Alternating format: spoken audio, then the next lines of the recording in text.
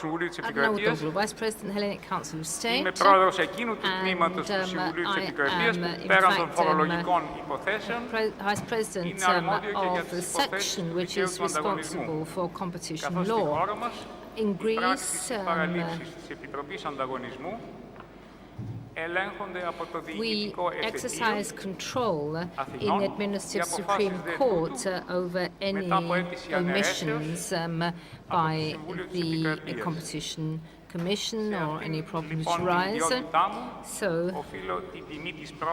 this gives me the honor of responding to the invitation from the Competition Commission to be here as a moderator for this session, number 2, alongside eminent members of the judiciary and, of course, experts in the field of competition.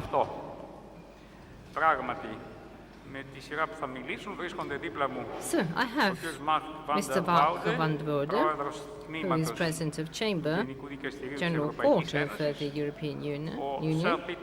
I have Sir Peter Roth with me as well, who is the President of the Competition Appeal Tribunal from the UK. I have Madame Jacqueline Refrosilke, who is a judge in the Commercial Chamber in the Cour de Cassation in France, President of the Association of European Competition Law Judges, Mr. Felix Ronkes Agabek, member of the Legal Service competition team in the European Commission. So that's it. We'll be looking at judicial review and the interplay between procedural guarantees and the effectiveness of enforcement. This is, of course, a very broad subject, and this enables our speakers to, of course, touch upon many different issues under this umbrella. Now, it's true to say that not only in terms of competition issues, but more generally, in all cases where the legislator wishes to impose a sanction if a specific behavior is not adhered to, and we have the body which is responsible for control being exercised, and of course there are judicial guarantees as concerns, procedural guarantees, I beg your pardon, as concerns the protection of those being subject to investigation. And of course one has to enforce and implement one's duties. Some people, you see, in order to avoid controls, they invoke the procedural guarantees on a number of counts often, even if they are not applicable. Anyway, as concerns competition law, international and European competition law, things become more complicated because we are trying to see what happens with market forces, and of course it's not simply a matter of the controller and the person being controlled. Everybody has their own interests, but also there are means and instruments to successfully combat any contravention of competition law, but there may be a matter of incompatibility between those instruments. Maybe we haven't looked at this in Greece sufficiently, but I know that it has been looked at in the case of an individual where you have a request for compensation and you seek classified documents which would be used for your purposes, and of course one wants to be as effective as possible in terms of maintaining competition, but of course given that there are certain classified documents talking about one needs to have access to, that it may run counter to certain compatibility rules. Well, it's up to the judge, really, in Luxembourg or in the national court, who really has to decide here based on EU law. And, of course, on a case-by-case basis, on national law, one has to try and find, of course, the appropriate happy medium or the just balance between the necessary protection of individual rights, but for the law to be applied. And, of course, one has to examine the case and the details of the case, and it's up to the judge to, in fact, decide whether we have a balance between procedural guarantees and the effectiveness of enforcement. It's not an easy thing to do, more so for the national judge, who, of course, has to keep an eye on his national legal order, and maybe there are certain inflexibilities there. It is a very broad issue, not much time at our disposal, so I won't take up any more time. Our invitees here are well balanced. We have two from the General Court and from the Commission, in other words, two from the European institutions, and then we've got two from national forces, from the Appeal Tribunal in the UK and the Cour de Cassation in France. So two national representatives. Now, we have a very short space of time allotted to our four speakers. You know the time allotted is. Now, President Mark van der Bode is a competition expert, both in the Commission and also in the ECJ. And he, of course, is an academician as well as a lawyer. And in the ECJ, he is a judge. In fact, he's president of chamber. So, may I call you to the floor, sir? Thank you, Chairman. First, try to get my slides on the screen. Yes, there they are. As you said, Chairman, it's a very complex issue which we will have to deal with today. But first, before dealing with it, I would like to thank the organizers for inviting me in Greece. I'm very pleased to be here, and I thank you for your very hospitable way of receiving us. My first slide will raise some, I would say, some philosophical questions which were already touched upon. Perhaps the other way, yeah, by our chairman, when he says that it is important to strike a balance between, say, the efficiency of the enforcement on the one hand and, on the other hand, procedural guarantees. And if you say that if you strike a balance, that it implies it, to a certain extent that there is a contradiction between the two. I do not know whether there is a contradiction between efficient enforcement on the one hand and judicial safeguards. And I just raised three questions. Why would procedural guarantees make enforcement less efficient? You could even say that if you have procedural guarantees, it guarantees an efficient enforcement. Why would judicial review by the people here behind the table interfere with the effectiveness and the efficiency of enforcement? I don't know, but it's a matter for debate. But what I know, and that's because I work in a court, judicial review has to be efficient, and that is also one of the themes I will discuss. My presentation will be as follows.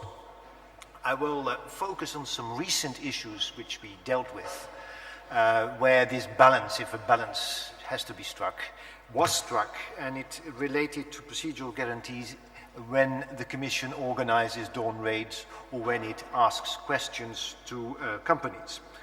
All this in the context of, say, a new context, I would say, which has arisen since 5-6 years, the context of an increased attention to fundamental rights, because the pressure is not only a pressure from, say, the courts in Luxembourg or the courts in the member states, but there is also a Strasbourg dimension, where we have, of course, the requirements of the European Convention of Human Rights.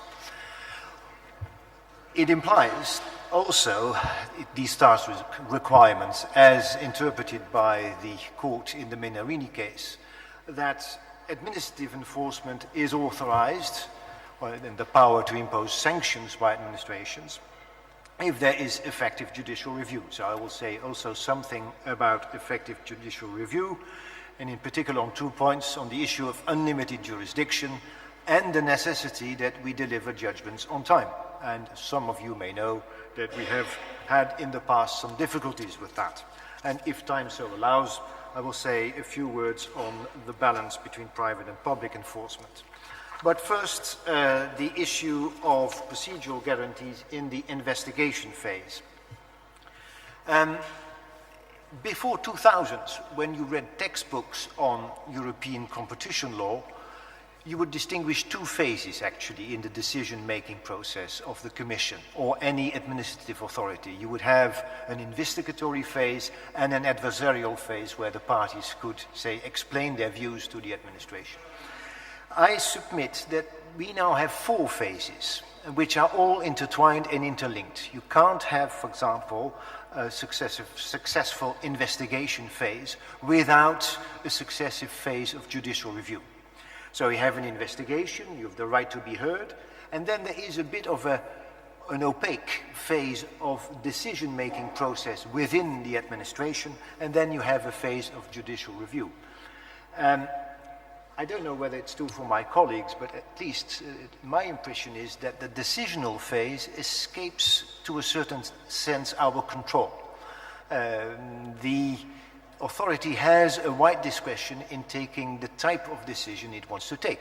For example, now you have the issue of settlement discussions, the issue of undertakings. That's an area on which judges do not have much control, especially after the Alrosa judgment of the court. But for the rest, the investigation, the administrative phase, and judicial review are intertwined. You can even say that the legality of the system of administrative review depends on the way we do our jobs as review courts. And in this system of, say, the interaction between the administration and the judge, I would like to focus on the investigation phase and in particular on the powers which the Commission has according to Regulation 1/2003. Because we tend to forget in a time of leniency and cooperation with the authorities that its main tools are still the power to organize inspections and the power to ask information. And in this respect, I think the General Court has rendered 2 interesting judgments recently. The first one relates to dawn raids and concerned a series of inspections organized at the German company Deutsche Bahn. And Deutsche Bahn intervened against 3 inspection decisions, and it basically raised 2 points. The first point was a very fundamental one, in which Deutsche Bahn said that organizing inspections on the basis of an administrative decision were illegal, and that you could only have a valid inspection if there was a prior judicial warrant. So that's the fundamental question. The second question was more factual. Deutsche Bahn argued that the Commission had organized a fishing expedition, that it looked for documents which were unknown to the European Commission, and it was just looking a bit around to find an infringement in a market which was not covered by the initial decision. So 2 issues. Let me start with the fundamental one. The General Court repeated in a certain sense the Menarini way of thinking. It said, you do not need a prior judicial warrant if there is a very in-depth judicial review ex post. So you can have, say, the ex post review which compensates for the lack of a judicial warrant ex ante. Of course, it requires that the judges identify the procedural safeguards which they must control. And you will find in the judgment a very long series of safeguards safeguards for companies being inspected. Many of them are known, and the obligation to reason a decision, the fact that you have a lawyer which can assist the company, that you cannot have access to legally privileged documents, and so on. I will not repeat the list, but I would like to draw your attention to a few points. I think The new thing, at least is how I perceive it, is that the principle against self-incrimination as interpreted by the Court of Justice in the case Orcam, and the duty or the fact that a company cannot be compelled to confess an infringement also applies in the context of questions put in the context of a dawn raid. The second one is the right to have everything which happens to be recorded in documents. And this is important for the ex post review, because if there are no minutes of meetings or if there is no trace of what is being said, it's very difficult for a judge ex post to see what actually happened. So companies have a right to ask, for example, that certain questions and answers to these questions are recorded in one way or another. And another important element, I think, of these safeguards is the right of national review and the possibility for a national review court to seize the Court of Justice under the preliminary reference procedure laid down by Article 267 of the treaty. So this is regards the fundamental point. No need for a prior judicial warrant. Now the more factual point as to the fishing expedition point. So was the Commission just looking around to find some infringement, or was there prior evidence which justified the fact that the Commission went in? There was initial evidence in the file, so the Commission had, as they say in German, an Anfangsverdacht, some kind of initial suspicion as to the existence of an infringement. But for the rest, it was very difficult, I think, for the General Court to review what actually happened, because the parties had not recorded what happened. So it's very difficult then ex post to carry out your review. And the two lines which you will find in the judgment is that the test is basically, was the inspection proportionate to what happened? And could the Commission, or was there a right for the Commission to inspect? I must say the General Court leaves here a significant margin of discretion to the administration as to whether it must first ask questions or that it can organize immediately a dawn raid. So this is what I wanted to say concerning Deutsche Bahn. The second one is follows a similar line. It's a series of cases which are of the 14th of March and which repeat basically the same principles. There's one interesting element, or there are many interesting elements, I think, in those cases. But the question as to whether in the context of ex post control on a decision requesting information, the parties can ask the court to produce the documents which the Commission had in its file when it ordered the decision, or when it issued the decision asking for the information. The General Court says yes, you can request the court to produce those documents so that the General Court can see whether the decision was proportionate and necessary. However, the documents, of course, in those files are confidential. And how do you deal with them? And the suggestion by the General Court in its judgment is that only lawyers are allowed to see them and not the companies themselves. So an interesting balance between the need for judicial review and the effectiveness of the Commission's proceedings. So this is what I wanted to say concerning the inspection rights. Now, as regards the judicial review itself, and in particular in cases involving fines, we obviously have the constraints of Menarini. The key to the legitimacy of the whole system, for me, is the issue of unlimited jurisdiction and the possibility for a review court to substitute its own views as regards, say, the amount or even the necessity of the fine, even in the absence of any illegality, as confirmed by our court in a case called Sepsa. It's not an ex officio control. We will not exercise full jurisdiction simply because we want to. No, it has to be requested by the parties, and the requirements are pretty high. For example, if you read a case like LG Display, which was recently issued, the parties must come up with solid information, solid arguments for the court to carry out its ex officio control. Sorry, it's an error. It's unlimited jurisdiction. It cannot carry out this jurisdiction ex officio. there is an interesting element, of course, in the exercise of that unlimited jurisdiction.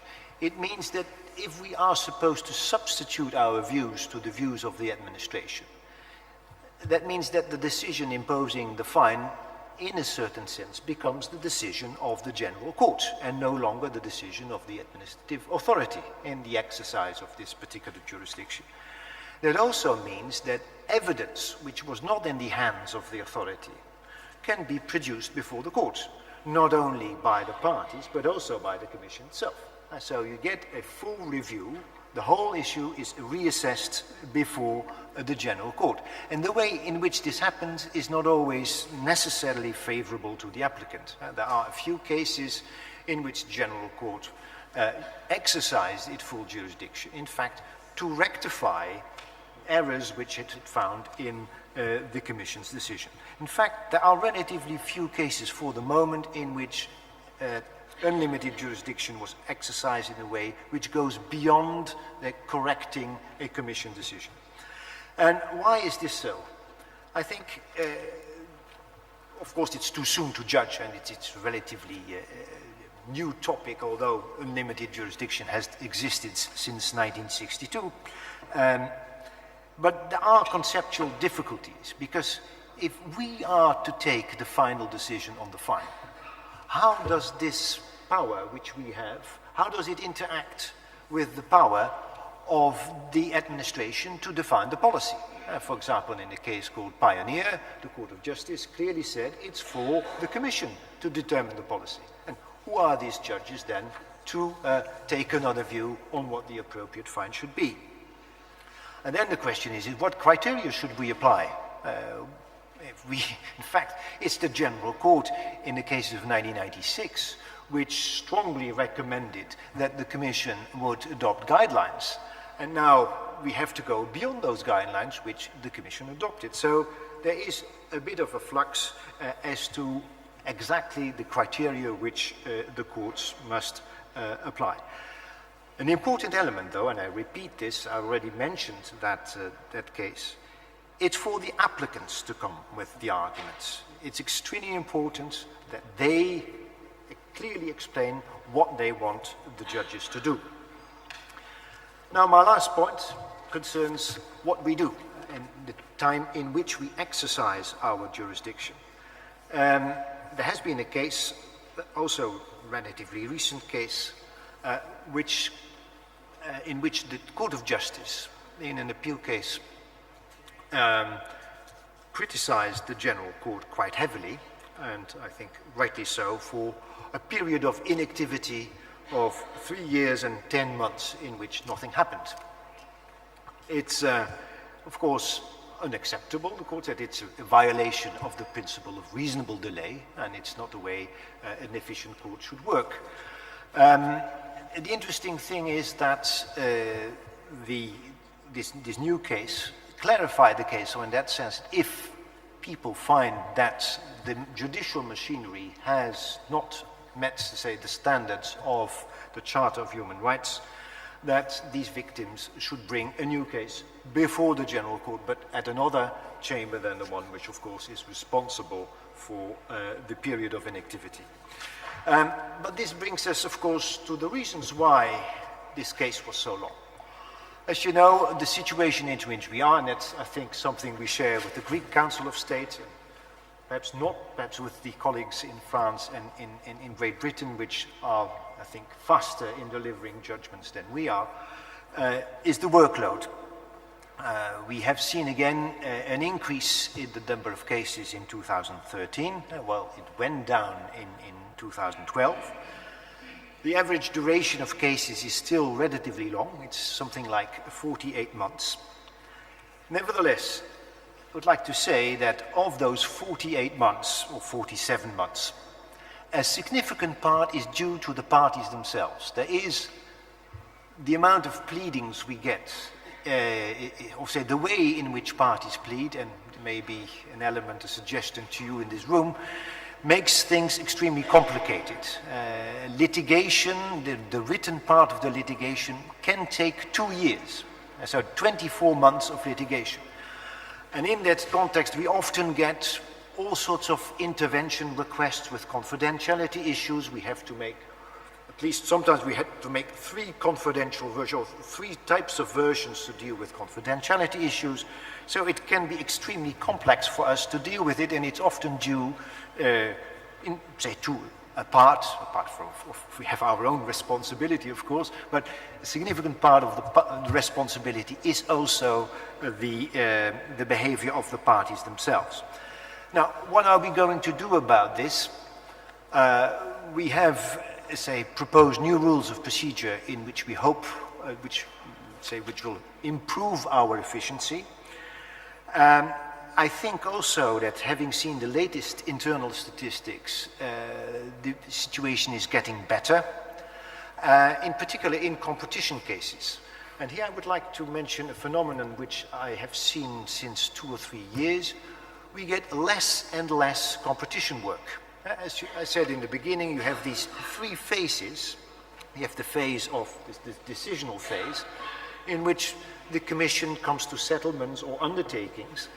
And if there is such a settlement, it means that there is no appeal. So we see less of them. And of course, you have the national competition agencies. A significant part of the work which the Commission used to do is now done at national level. So we see less competition cases, which in a certain sense is a positive sign. It means that the ones which come in will be able, or we will be able to treat them, say, perhaps more efficiently now than we were able to do so in the past. So it's still a difficult situation. We're aware of it, we're working on it, and I think it's a good signs that it will improve and that the average duration of the proceedings will go down, but it also requires an effort of the stakeholders, i.e. the parties themselves. So that's what I wanted to say. I think I stayed within my 20 minutes, so I will skip directly to my concluding remarks. These few words I focused on 2 cases dealing with the investigatory phase, so I was very limited insight of what we do, but I think the cases are interesting because they show the interaction between an in-depth ex-post review and the need for efficient ex-ante investigations. I also hope to have succeeded in showing the importance of effective and speedy judicial review as a need for the efficiency of the enforcement system as a whole, in which you and us are a part. I thank you very much.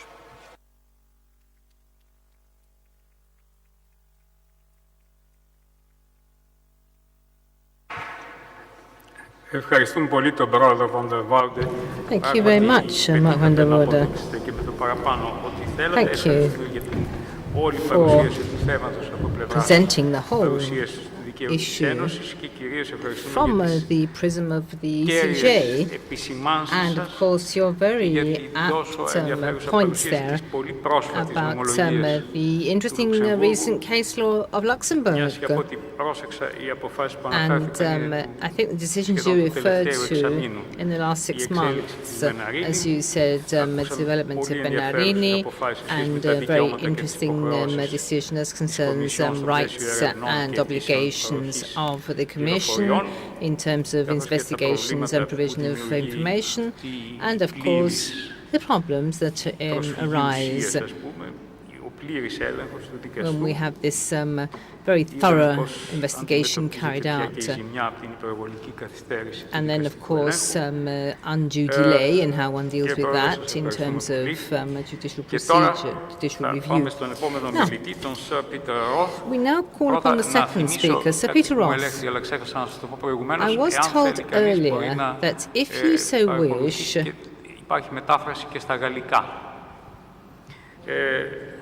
the chairman says that there is French interpreting, but he's actually mistaken. There is no interpretation into French. Now, I call upon Sir Peter Roth, President. He has, of course, held down a number of different posts. He's now President of the Competition Appeal Tribunal. Sir Peter. Kalispera. Θα ήθελα να ευχαριστήσω την Ελληνική Επίτροπη Ανταγωνισμού Well, thank you very much. I would like to thank the Greek Competition Commission for the kind invitation to take part in this important event in the beautiful historical city of Athens.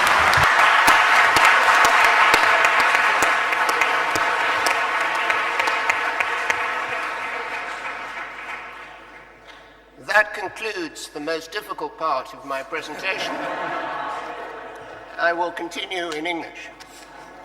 And I speak at a time of great transition and reform in United Kingdom competition enforcement. Can I start with a very brief background? The United Kingdom has, as most of you will know, followed the EU model of a competition enforcement regime. That is to say, we have a competition authority that both investigates and takes the decision, including imposition of sanctions, fines if appropriate, whether it's an infringement decision or a merger case.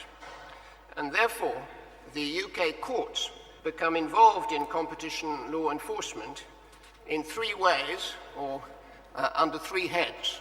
First, in potential challenges before a decision has been taken. Secondly, appeals after a decision has been taken. And thirdly, of course, private actions for damages or injunctions. The first of these, challenges before a decision is taken, we don't need to wait in the UK until there is a decision to be challenged ex post. This can be a challenge to the competence of what the authority is doing, or to a procedural decision such as disclosure and the rights of the defense. And at present, judicial review in competition cases goes to our administrative court, judicial review in merger cases and market investigations goes to the Competition Appeal Tribunal, but our government has announced that it's proposing to move all these judicial reviews to the CAT. The second, appeals once a decision has been taken. They all come to my tribunal. There are appeals on the merits, if it's a competition case, Article 101 or the UK equivalent, Article 102 or the UK equivalent.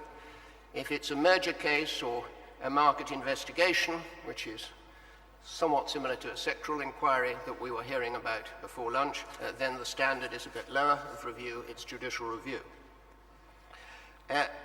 If it's an action for damages or an injunction, a private action, the current distinction is that for a standalone case, it must be brought in the ordinary courts, but for a follow-on action after a decision of a competition authority, it can go either in the ordinary courts or in the Competition Appeal Tribunal. But there is, as I speak before the UK Parliament, a bill which, if enacted, will give the CAT jurisdiction on all competition law private actions, and will introduce what I think in Europe is quite revolutionary, a class action potentially on an opt-out basis, as applies, as we know, in the United States. So a great enlargement to the competence of the Competition Appeal Tribunal. Now, in the brief time which I have, I want to talk about three cases, each one reflecting one of these three categories. First, an appeal against an infringement decision, then a judicial review of a merger, which in fact was brought after the final decision, but could have been brought during the investigation itself, concerning what in European terms would be described as access to the file. And thirdly, a private action, a follow-on damages case. So first, the infringement decision, and picking up the theme of the session just before lunch, this concerns the retail sector, Imperial Tobacco and the Office of Fair Trading. It was one of the largest cases ever decided by the former UK Competition Authority, the OFT, under our domestic equivalent of Article 101. It was a 7-year investigation, statement of objections sent to 13 parties. It was prompted by a leniency application by a major supermarket, and the OFT found that the two main British manufacturers of tobacco products, Imperial Tobacco and Gallagher, and 10 major retailers, including most of the major supermarket chains, had violated the prohibition against anti-competitive arrangements by a series of agreements and arrangements they'd made on price. These were bilateral agreements, manufacturer-retailer, whereby the individual retailer agreed with the individual manufacturer a price for the tobacco product which would be linked, so it was said, to the price of a particular competing product of the other manufacturer. And so the OFT found that these 20 bilateral agreements, Imperial Tobacco with 10 retailers, Gallagher separately with the same 10 retailers, incorporated what were referred to as parity and differential requirements, linking the price with the price of a competing product, which, said the OFT, had the object of restricting competition because it reduced the incentive of manufacturers to lower their wholesale prices. Because if they did, then the retailer would have to lower the price of the particular competing product by the other manufacturer. And they imposed very high fines. As you see from the screen, the largest fines ever imposed at that time for a breach of competition law. Imperial was fined £112.3 million, and 6 of the companies appealed to the CAT. Well, what happened at the hearing was quite extraordinary, because the appellants criticized the competition authority because it failed to put clearly to their witnesses what its case was regarding these alleged arrangements. And the only witness the authority produced, in fact, did not substantiate their case that these arrangements had the form which was found in the decision. And after continued uncertainty, on the 23rd day of the hearing, the OFT accepted that on the evidence it could not substantiate its decision as taken. And they put forward what was referred to as a refined case with a different scope of restriction. And the issue arose because the governing statute in the UK says that on an appeal, the tribunal can set aside a decision and can substitute any decision which the OFT could itself have made. And so that's what they were in effect being asked to do. And the tribunal held that this does not mean that the CAT can go beyond what it was being asked to do when the appeal was brought. It's an appellate body. It can, for example, if a cartel was found to have lasted for 4 years, say, well, on the evidence we find it's only lasted for 2 years, and it can substitute a finding of a 2-year cartel. Or if the decision says the cartel covered 7 geographical areas, they can say, well, on the evidence it's only 5 geographical areas, and they can substitute a decision to that effect. But what they cannot do when it's found on appeal that the decision was wrong and that no such arrangements were made as were found by the competition authority, and therefore that the decision must be set aside, they cannot then substitute a decision finding a different kind of arrangement which was never part of the decision in the first place. And in that particular case, they held that there was no good reason for this late change of case by the competition authority, and to proceed on the basis of the refined case would be unfair to the defendants, the appellants, because their evidence on the appeal had been put in and directed at the case in the decision and not at this refined case. So the decision as regards the 6 appellants was simply set aside. The second of the 3 cases I want to talk about concerns judicial review in a merger or concentration case. The concentration being the shareholding held by Ryanair in Aer Lingus. As anyone here from the Commission will well know, Ryanair has been extremely keen to acquire Aer Lingus for some considerable time. And the Commission concluded that Ryanair's holding of a 29.8% stake in Aer Lingus gave them material influence over Aer Lingus, and so resulted in a substantial lessening of competition, and they ordered Ryanair to reduce its stake down to 5%. and Ryanair brought judicial review proceedings before the tribunal. They had several grounds for judicial review, and it's just one of those grounds on which I want to focus today, and that concerned procedural fairness.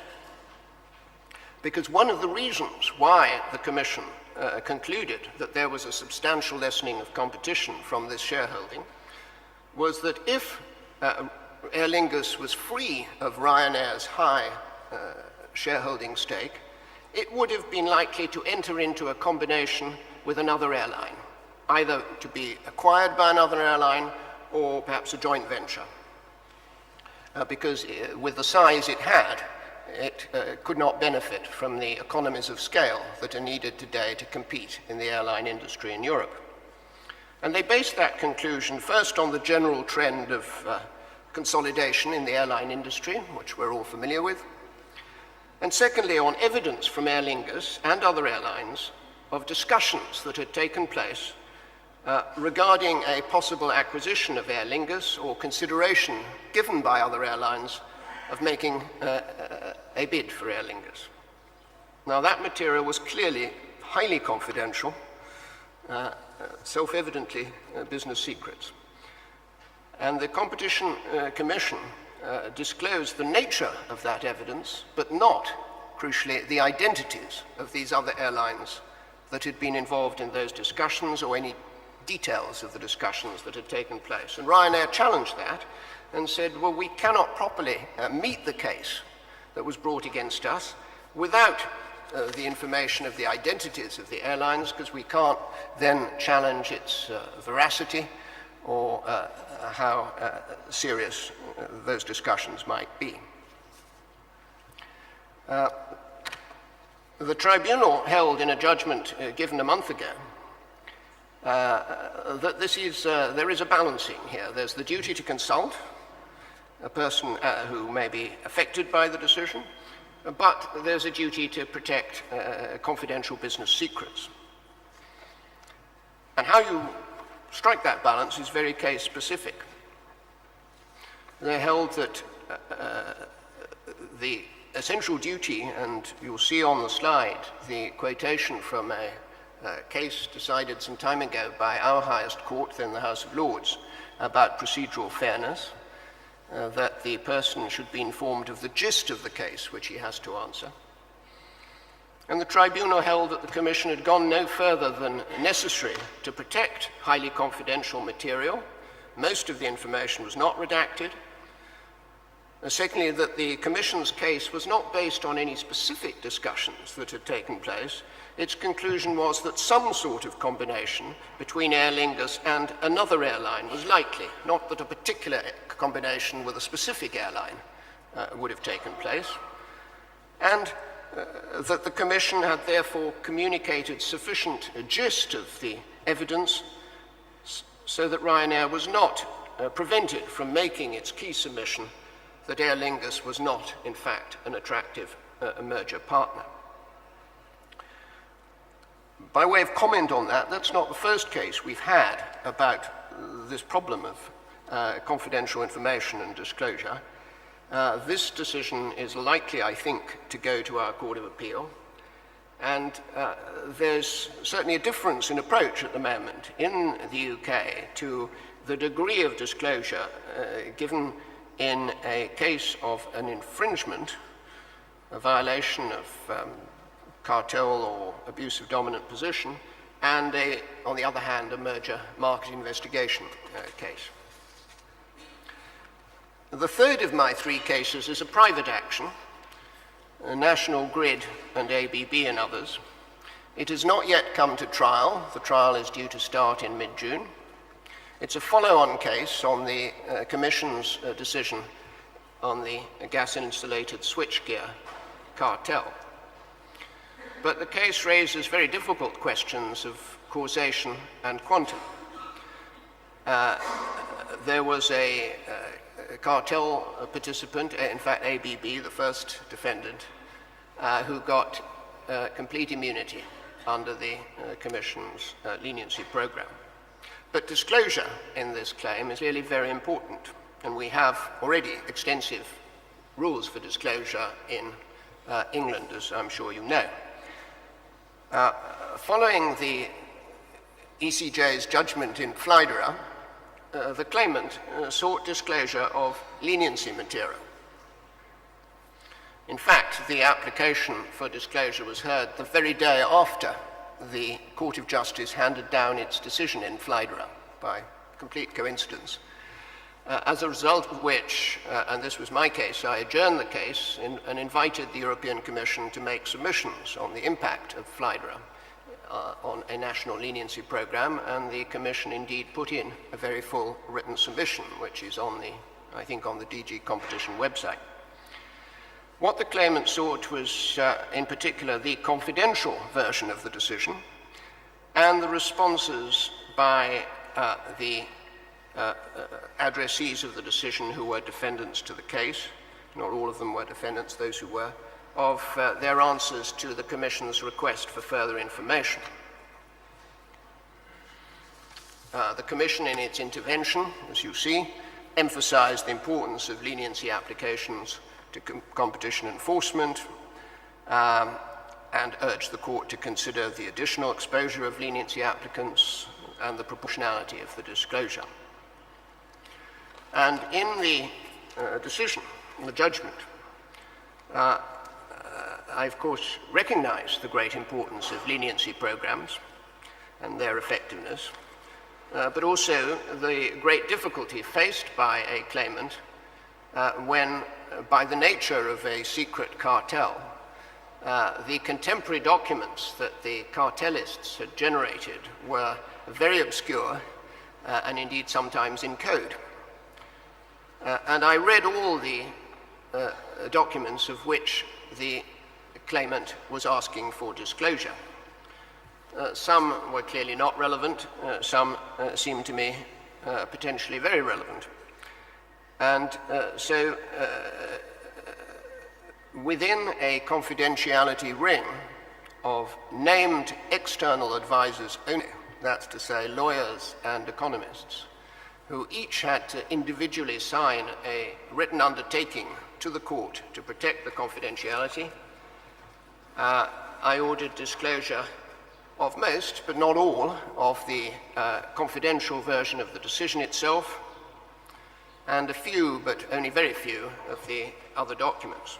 And I have to say, in reading the confidential version of the decision, I was struck by the extent of redactions that were made from the published non-confidential version, including the fact that you often could not tell how much had been redacted, in particular from the footnotes, because they were all renumbered.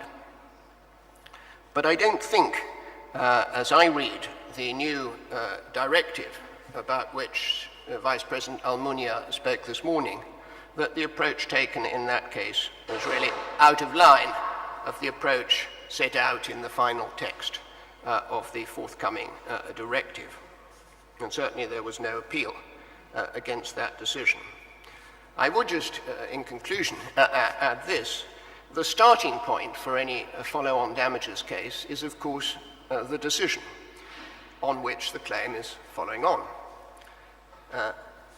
Indeed, as we all know, the National Court is not entitled, as a matter of European law, to make any findings inconsistent with the Commission's decision. We now have a follow-on claim in the English courts based on the Commission's decision in the air cargo cartel case, a decision of the 9th of November 2010. It is striking that that decision has still not been published. I have to say, without wishing to sound ungracious, that it is both astonishing and unsatisfactory if 3.5 years after the Commission takes a decision finding an infringement, it has still not published the non-confidential version of the decision. Vice President Almunia referred in his speech to us to the 9 months within which the Commission had achieved agreement on the new directive for compensation in private compensation arising from competition infringements. If only a part of the great effort that was devoted to that impressive achievement would be devoted to producing the non-confidential published versions of Commission decisions, I think that would be in itself a great step in facilitating private actions before the national courts. Thank you.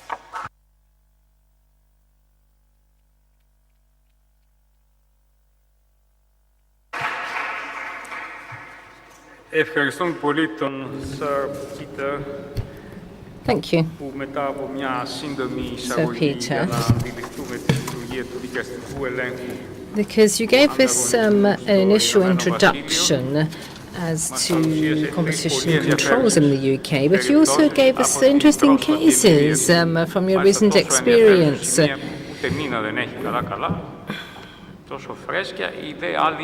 And of course, they are very recent. We were so taken with your vivid description there, we thought we were in the court hearing.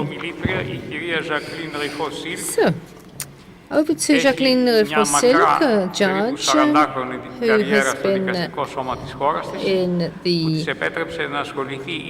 judicature of her country for 40 years. And she is now a judge at the Commercial Chamber Cour de Cassation.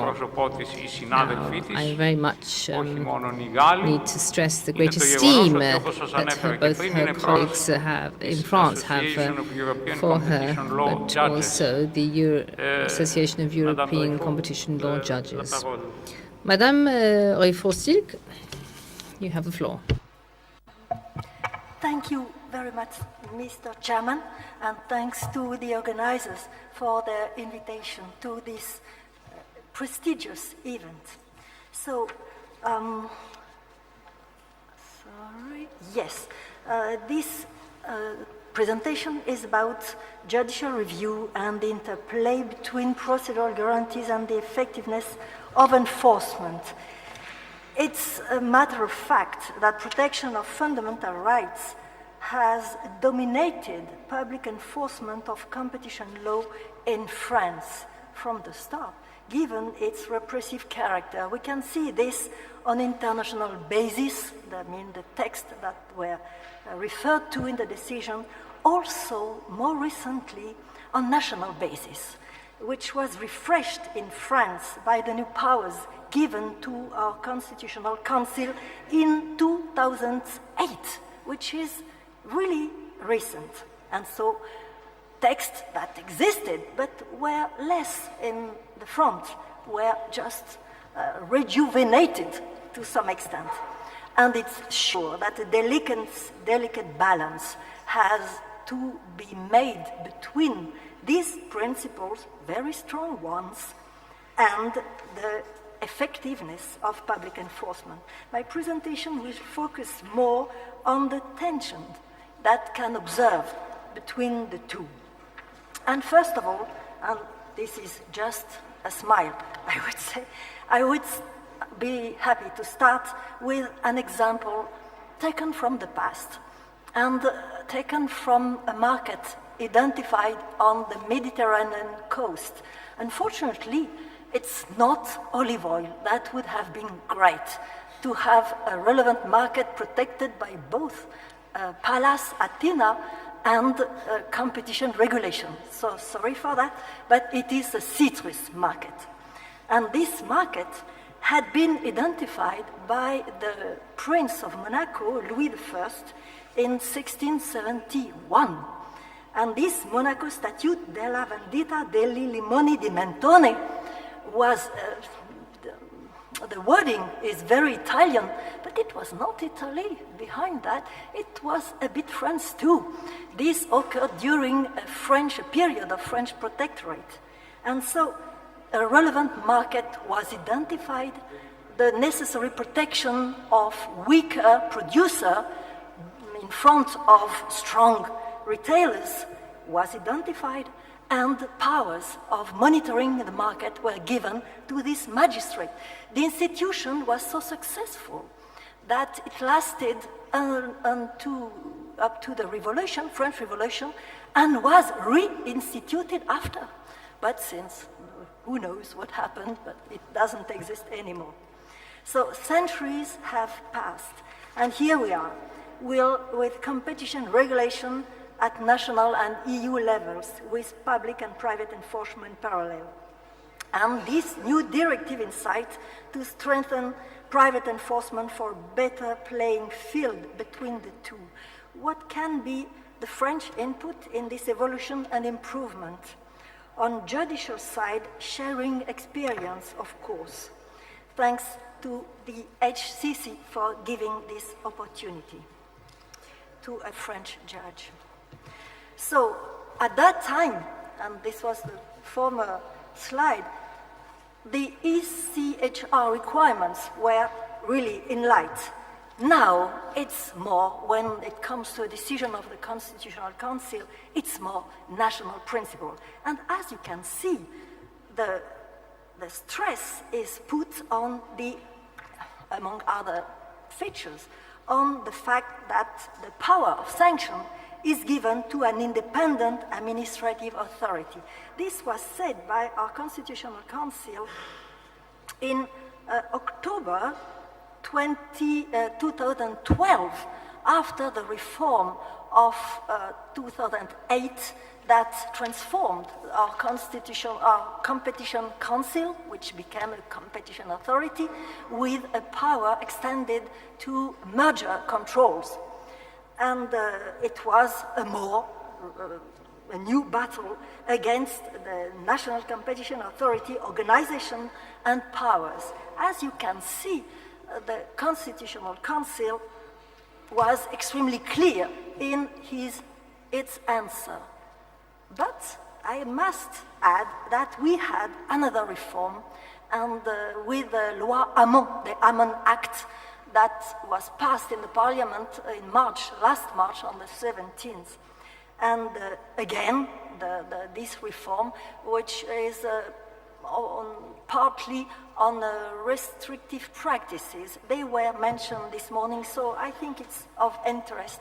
I mean, the relationship mainly in the distribution sector. And in this new law, the reform gives very heavy administrative sanctioning powers to the Minister of Economy. And these powers are really very high. They amount to several hundreds of thousand euros for an infringement, say, to term payments, for instance. And the Constitutional Council had to answer to the constitutionality of the system. It is the ministry that received these new powers. And he said this is administrative powers of an administrative sanction, and provided the undertaking sanction had the possibility, the adversarial principle has been respected, and all the procedural guarantees have been given, that's enough. So an evolving principle, I would say. And then judicial control on regulators' decision does not contradict the principle of separation of powers. This is the French organization, French structure. The judicial order, the judiciary, has been given from 1986, I mean from the instant that the Competition Council was given sanction powers. The decision of the Competition Authority the appeal goes to the judiciary, to the Court of Appeal of Paris, and then to the Commercial Chamber of the Cour de Cassation. It was explained and justified by a constant doctrine of the Constitutional Council. The doctrine applies also in sectorial regulation, markets, energy, telecom, all these sectors.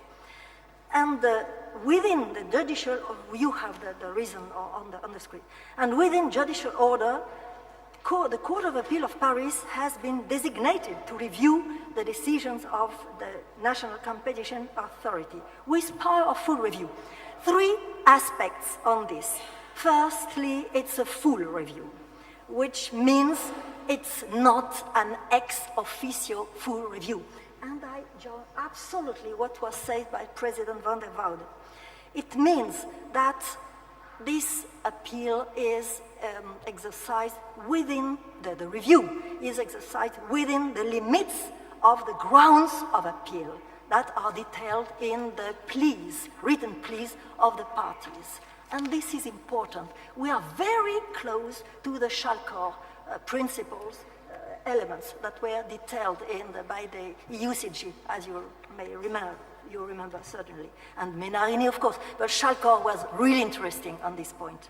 Second aspect, it is an obligation for the Court of Appeal to keep the case if it decides to quash it, and to decide then on all aspects if the decision has been quashed, I mean on the law, on the facts. This is a consequence of our rules of civil procedure. And third aspect, this rule, these principles, change completely at the level of the Cour de Cassation. Here, it is only a control on the law, and which is more, there is not even a faculty for the Cour de Cassation to keep the case if it has been, if the decision of the Court of Appeal has been quashed. Maybe a reform would be welcome in this point. It has been debated whether it would be of interest for a better functioning of the system to give this sort of faculty of power to the Cour de Cassation. But no, the proposal has been just at this stage of proposal so far. Then the guarantees given to undertakings are those applicable to criminal proceedings, which is justified by the fact that the fines incurred are of penal nature. And as you know, and the case law developed in France is absolutely in line, I think, with everywhere.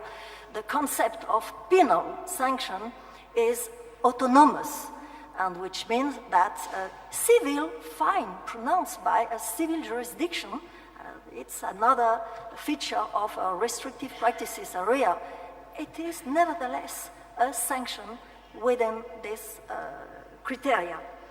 The two main aspects are the sanction aimed to punish and to deter, if so, it is a penal character, and then all the guarantee applicable to criminal proceedings apply, with exceptions sometimes, as we will see a bit further. But in this case, making the rule even stricter when it comes to regulation by public bodies. And then impartiality and equality of arms entail separation of investigation, prosecution, and judgment functions.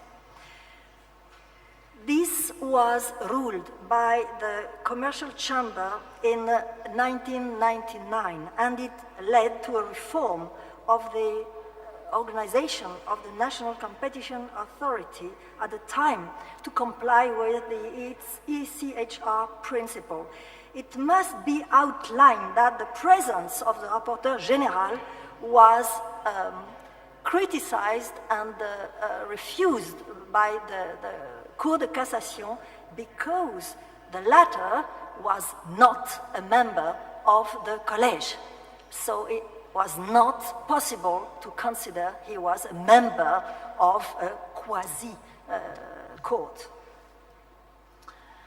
And then second part, the proceedings. It's a due process requirement that applies before the very briefly and very summarily.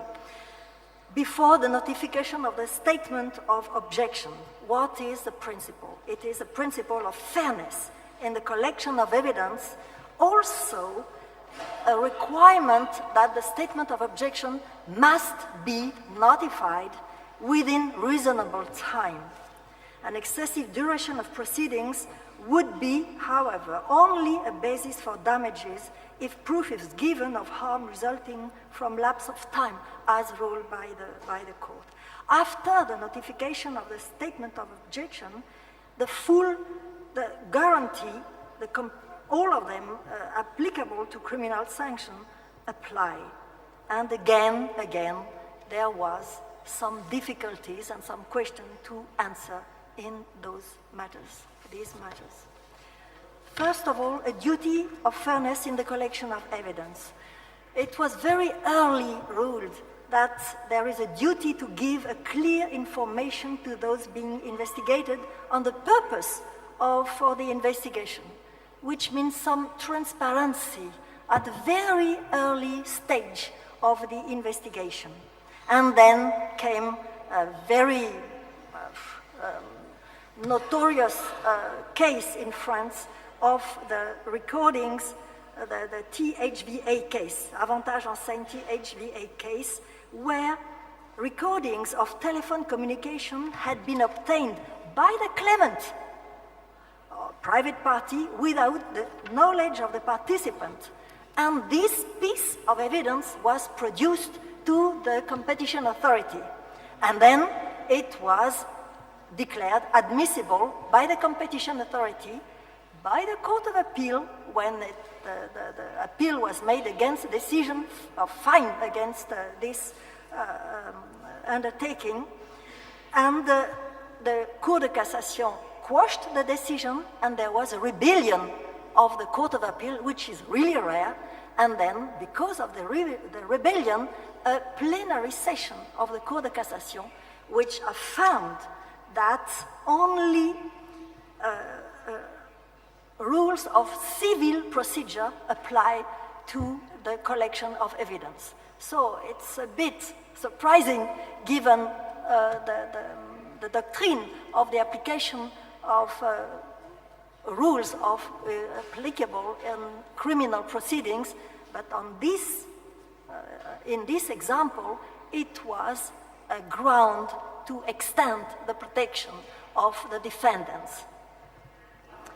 And then other exceptions and nuances when it comes to global seizures of electronic files. And in this case, and three others, but maybe I will shorten all this, sometimes the balance of conflicting goals that are constituted by the efficiency of enforcement and the protection of the rights of the defense lead to different outcomes.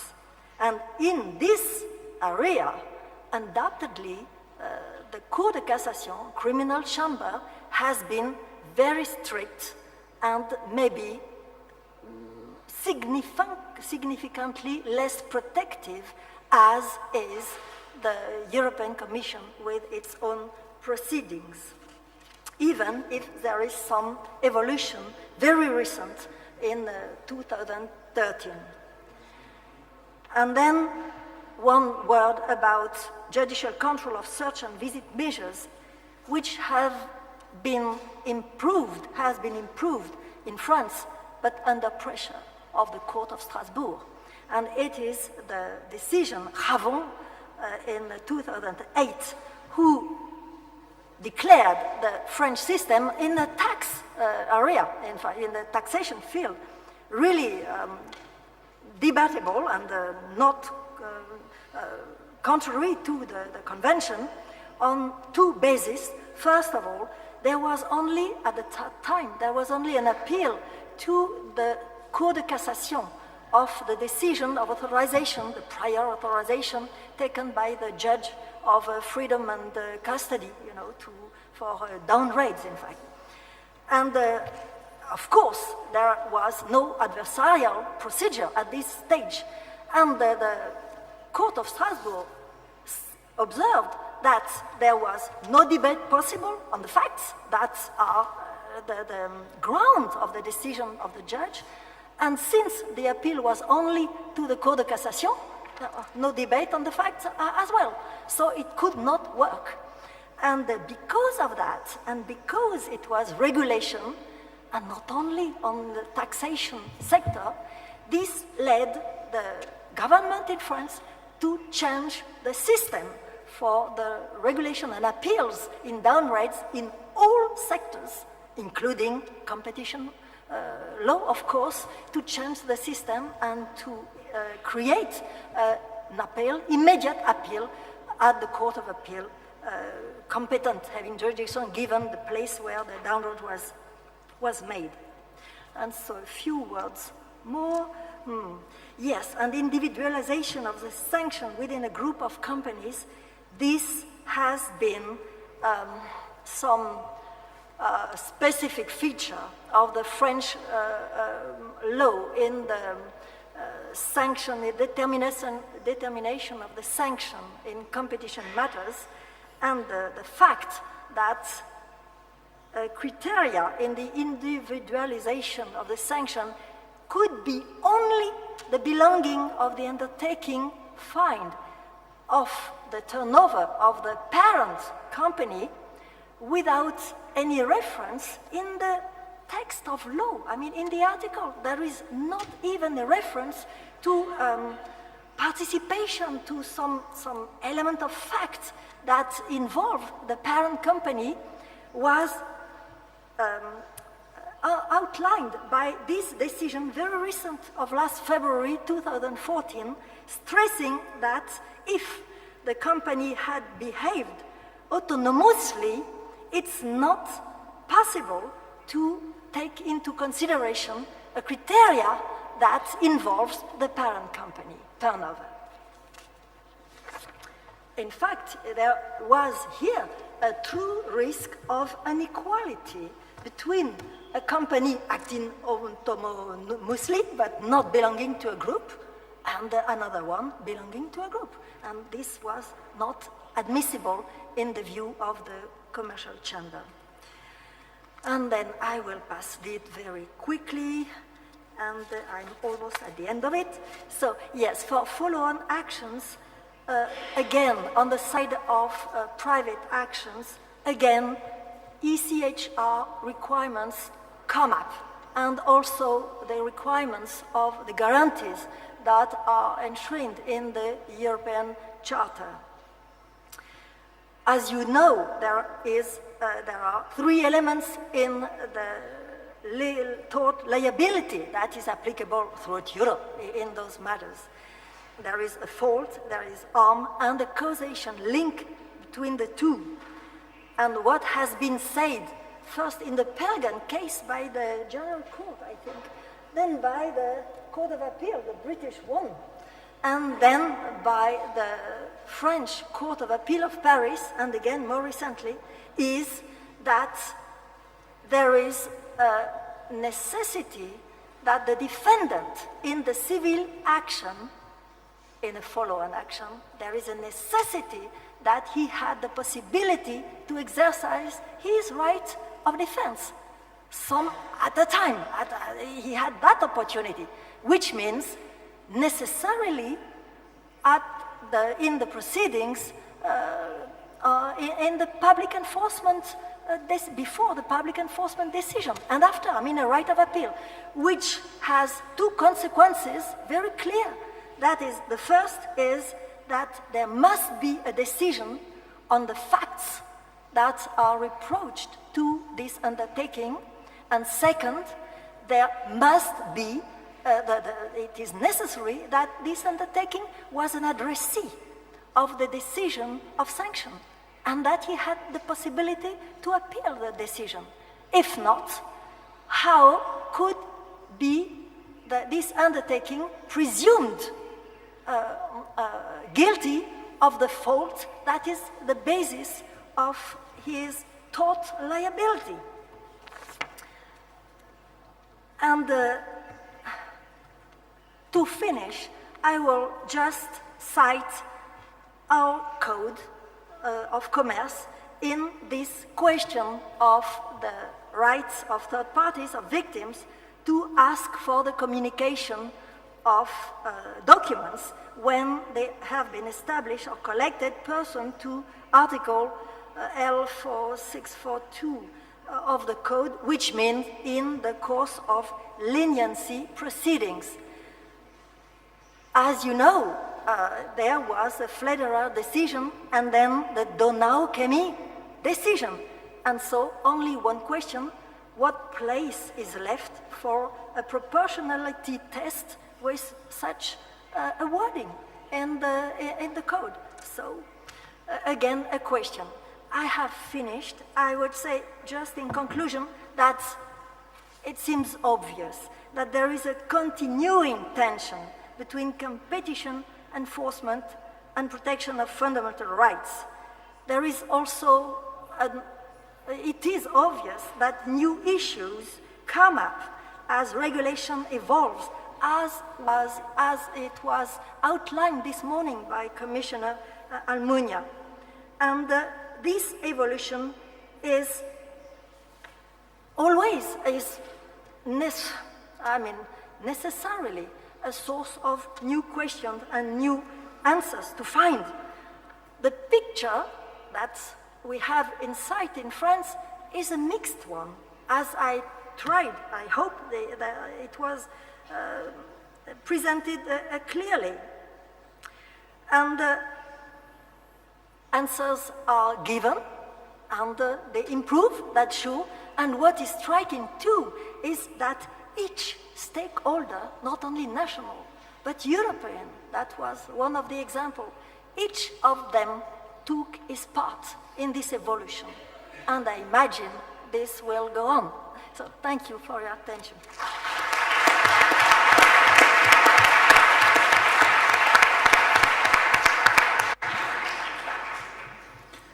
Thank you very much, Ms. Refossil,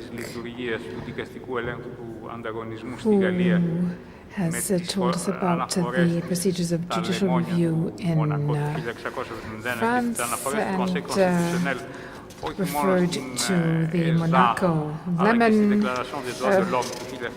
case, as well as the Human Rights Court's procedures in 1979 and many, many other very fascinating cases as well. I would say that what really has made me interested is this case of rebellion of the Court of Appeals, which she mentioned, against the ruling of the Cour de Cassation. I thought that was quite interesting in the revolutionary spirit, which of course we all know France for. So thank you very much indeed for that. And we'll now be closing the cycle of distinguished speakers with another expert in competition law, who's also a university professor, Mr. Felix Ronkes-Agerbeek. He's the only one here on the panel who's not a judge, but he's taken part and been involved in many competition cases before courts as a representative of the European Commission, at the European Court of Justice and elsewhere. And since he's the only person who's not a judge up front here, I think that it will be interesting to hear his point of view, which will be a bit different, no doubt. So, Mr. Ronkes-Agerbeek, you have the floor.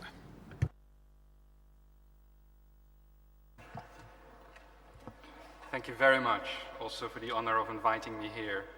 And indeed, as you just said, I will approach today's topic from a slightly different angle because, as you know, I'm the only member of the panel who is not a judge, so I will perhaps focus a little bit less on the element of judicial review and a bit more on the interplay between procedural guarantees and effective enforcement.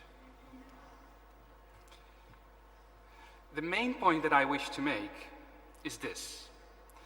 In the abstract, it may be tempting to think of the relationship between procedural guarantees and effective enforcement as fraught with tension. But in practice, the relationship is much more complex and much more interesting. Procedural guarantees often strengthen effective enforcement. And procedural guarantees sometimes influence the effectiveness of enforcement in indirect and unexpected ways. Now, moreover, judicial review, procedural guarantees, and effective enforcement in competition law do not exist in a vacuum. they are contingent on procedural guarantees and considerations of effectiveness in other areas of law as well. Now, the same ideas also came through in the talks of some of the previous speakers, and none of what I'm going to say is novel. I merely want to underline a theme that already emerges from the examples just given by Judge van der Woude, Judge Roth, and Judge Riffaut-Silk. I would like to bring home the point that the interplay between effective enforcement and procedural guarantees is everything but straightforward. And I would like to do this by putting to you 4 propositions. Now, they are on the slide, and I will give you and the interpreters a moment to read them.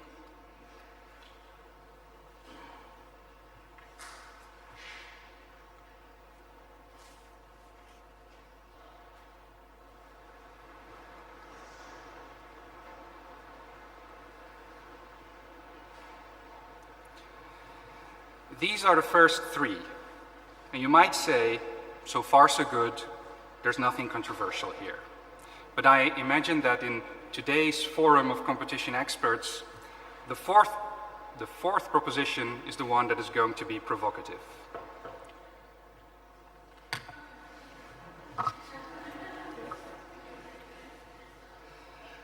Now, I plan to discuss these 4 propositions in turn, but before I do, let me tell you about 2 phenomena, 2 schools of thought, if you wish, that I occasionally come across in my daily work as member of the legal service, and that are directly relevant for today's discussion. The first is something that I call procedural perfectionism. Now, this is a school of thought that I mostly come across in written submissions and oral pleadings of opposing counsel. Procedural perfectionists basically want procedural guarantees in competition proceedings to be the strictest they can be. A typical argument you might hear from a procedural perfectionist is that competition law is essentially the same as criminal law, and so the same procedural safeguards should apply to a suspected cartelist as, say, to an alleged burglar or a murder suspect. Now, of course, the European Court of Human Rights has said in its Menarini judgment that that line of reasoning is wrong. But you would be surprised to know how often lawyers seem to take it completely for granted that competition law must offer exactly the same guarantees as traditional criminal law. Now, by the way, competition lawyers tend to assume sometimes that procedural guarantees in criminal proceedings are infinitely better than those in competition proceedings. I think they are often wrong, but I will get back to that later.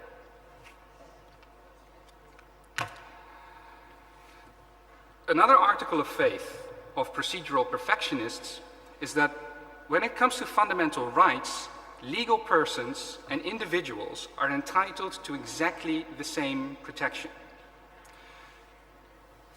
I call this a one-size-fits-everybody and everything approach to fundamental rights. Now, the flaws and the virtues of that approach are the subject of a much wider debate. Think, for example, for those of you who follow the case law of the United States Supreme Court, of the judgment in Citizens United about the freedom of expressions of corporations. Now, for what it's worth, I believe that especially when it comes to fundamental rights, it is often too formalistic to equate companies with individuals. But I will leave that debate aside for now. Let me just say that procedural perfectionism is not merely the doctrine of competition lawyers that are trying to get their clients off the hook. That's something you might expect. In fact, it also has, to a limited degree, I should say, influenced the case law of the European Court of Justice. And I personally think that the line of cases that started with August Köhler and that was recently confirmed in Ballas Nedam, bears traces of procedural perfectionism.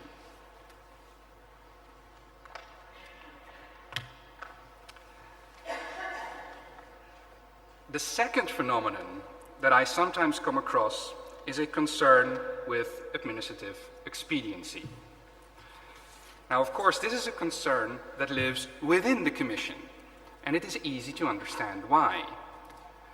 Competition investigations, I think it's fair to say, tend to require a tremendous amount of administrative resources. A question that logically comes up is, how can we achieve results faster and with fewer resources? And that is, of course, a perfectly good question to ask. But if you shift the emphasis only slightly, the question becomes, how can we achieve results faster and with fewer resources?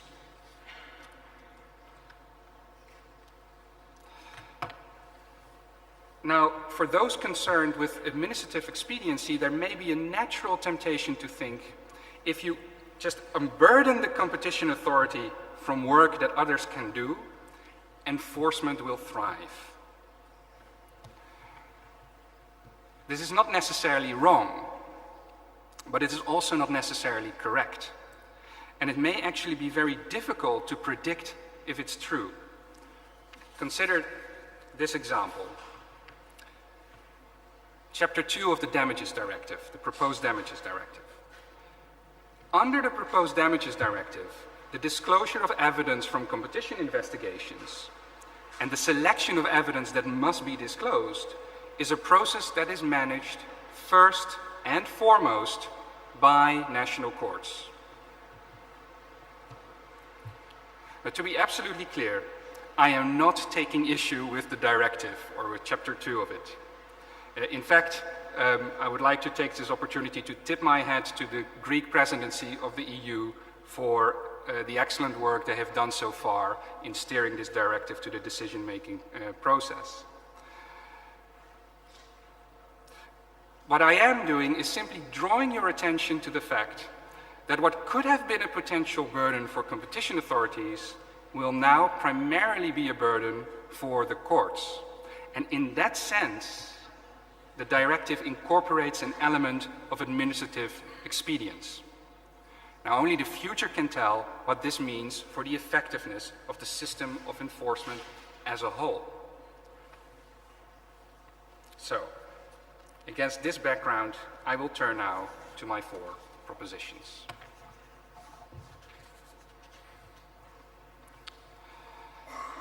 Procedural guarantees and effectiveness of enforcement are not necessarily opposites.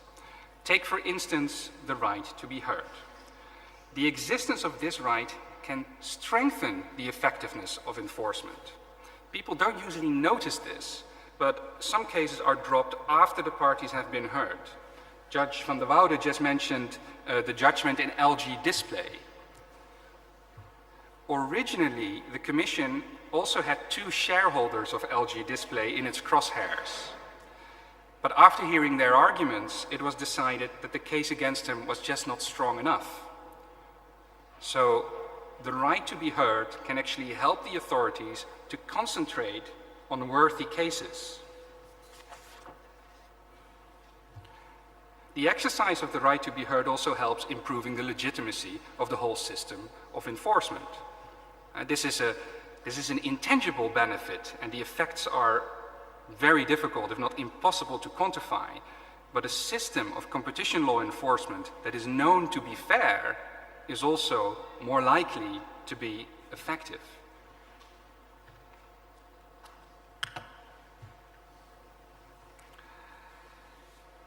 Now, parties' claims for procedural guarantees often compete. Much has already been said today about access to the file and confidentiality issues, and this is where you can see this point.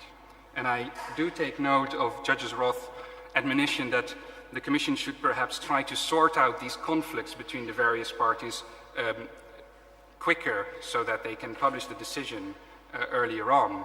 I will bring that message home with me to Brussels. But suffice it to say now that one party's procedural safeguard may be another party's procedural hurdle. And it happens not only between infringers and victims, conflicting claims can also occur between alleged infringers. And I have put an example of a recent case which offers a concrete example of that problem, and it's a judgment in SKW.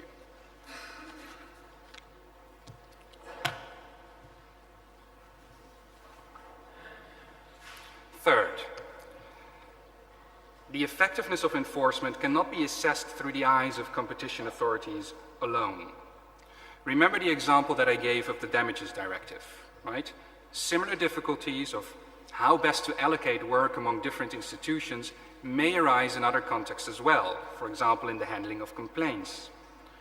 And even settlements and commitment decisions may, in some circumstances, have this effect of shifting work from the administration to the courts. There is no doubt, not in my mind at least, that settlements and commitment decisions can be extremely useful instruments. Generally speaking, they do allow the Commission to deal with cases faster and with fewer resources. Still, in some cases, they may also have the effect of shifting work elsewhere. Settlement decisions, for instance, tend to be very concise, which hardly facilitates national judges confronted with follow-on damages claims who rely very much on the decision, as we just have heard.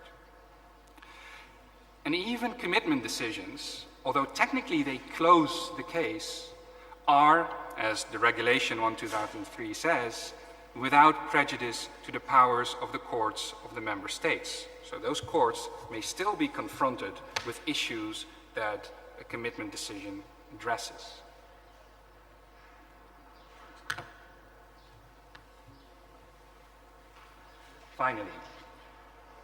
Finally, it is important to look at the interplay between procedural guarantees and effective enforcement, not just from the perspective of the competition law specialist, but also from a wider angle.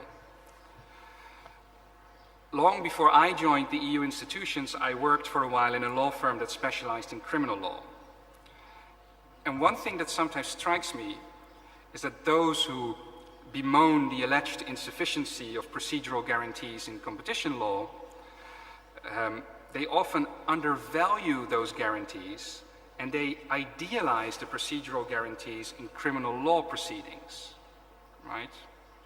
In many situations, the differences are not that stark. And I think this is a point that also emerged from the presentation that you just heard from Judge Rifo-Silk. And if you're, by the way, if you're interested specifically in this issue of the use of audio recordings of evidence, then you may want to keep an eye on the case that is mentioned on the slide, the Goldfish case, where that is one of the issues under consideration. It's a case that's still pending. It's recently been brought before the General Court, so it's too soon to say much about it now, but if this is a topic that interests you, you may want to keep an eye on that. Now, in any event, it is important to remember that society's resources are finite and that every right imposes a cost. So, in the Norway Post case before the EFTA court, for example, one of the parties argued that it was fundamentally wrong to have only one level of judicial review, as you have in the EFTA system. The argument was dismissed, not because of its cost implications, of course, but I think it was interesting still to just see how a party tried to place a demand on society's resources almost without a second thought. And in the end, well, something about judicial review then perhaps.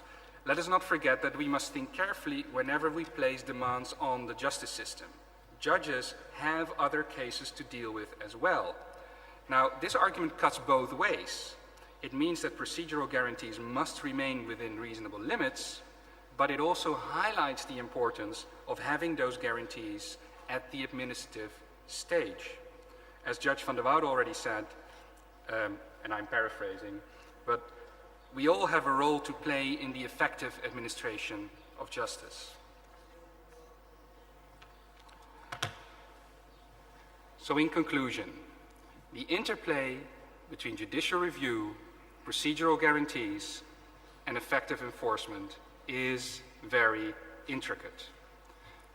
Now, that is of course precisely why the last word on this topic has not yet been said. Thank you.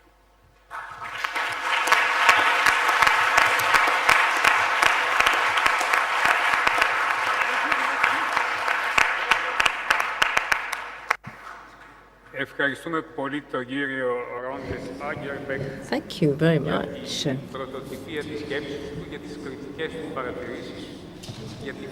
for your interesting, incisive thought there. That, in fact, ends the presentation. So you've been very good on time. So we are just bang on time, 15:40. So if there are no questions, we can go straight to coffee.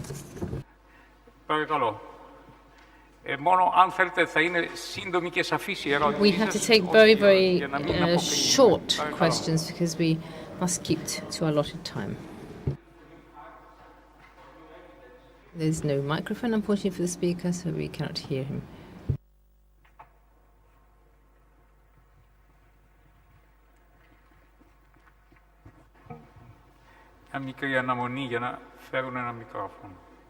Just try and get them a roving mic to rove over to you. A question for Mr. Roth, please.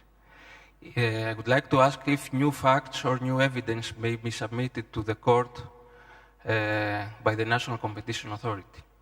Because if I understood correctly, at the European level, the General Court accepts new evidence from the European Commission. That's, if I may say so, a very good question. It's quite a controversial issue at the moment. In judicial review, where the standard is, of review is less, the answer is, in most cases, no. On appeals against infringement decisions, because of the quasi-criminal nature of an infringement decision, we have to date admitted new evidence, both from the appellants, and then of course the competition authority can respond to that new evidence and answer it, but it cannot go beyond just meeting any new point raised. It cannot seek to strengthen the case that it originally put forward otherwise. There's been some pressure recently from the competition authorities to try and impose greater control on the amount of new evidence that can be put forward because they fear that some companies might hold back on evidence in the investigative stage, decision-making stage, so they can then deploy it only on appeal. I don't think there's been much sign of that sort of deliberate gaming, as it were, of the system. And I think if there were, then certainly the tribunal has power to refuse admission of new evidence. So we can prevent it. Generally, for appeals against infringement cases, it's been allowed in, and there are sometimes good reasons why it only comes then. A party will put its arguments to the authority on the investigative stage and hope its arguments will be accepted on the facts. If they're not, then they go around producing actual factual witnesses for an appeal. Secondly, in the investigative stage, the companies being investigated don't always see all the evidence being put in or arguments put in by others, and it only comes out in the decision. So for various reasons, we have admitted new evidence, but we have the power to refuse to admit it, and as I said at the start, there's now some urging that we should be a bit more rigorous in the scrutiny of new evidence, so that the basic evidence is all put into the authority for an efficient decision-making process by the, it's now a new authority we have, the Competition and Markets Authority.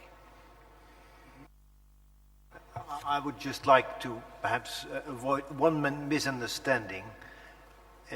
The main element of our review is legality review, so we check the validity of the decision on the date when it was adopted.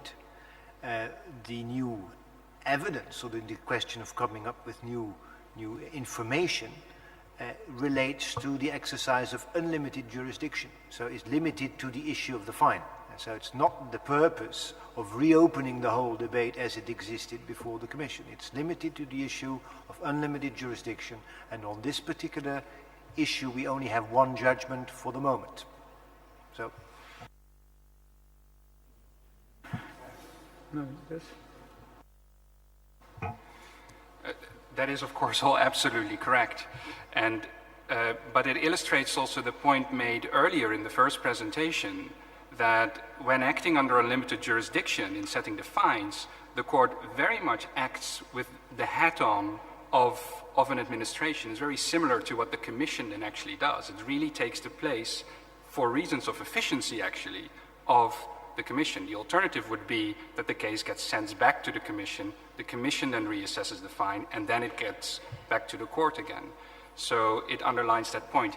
And yes, it's true that there are not that many judgments about it, but it is an issue, this issue of unlimited jurisdiction and the limits of it and how it can be used and when it can be used and when you can take new evidence into account.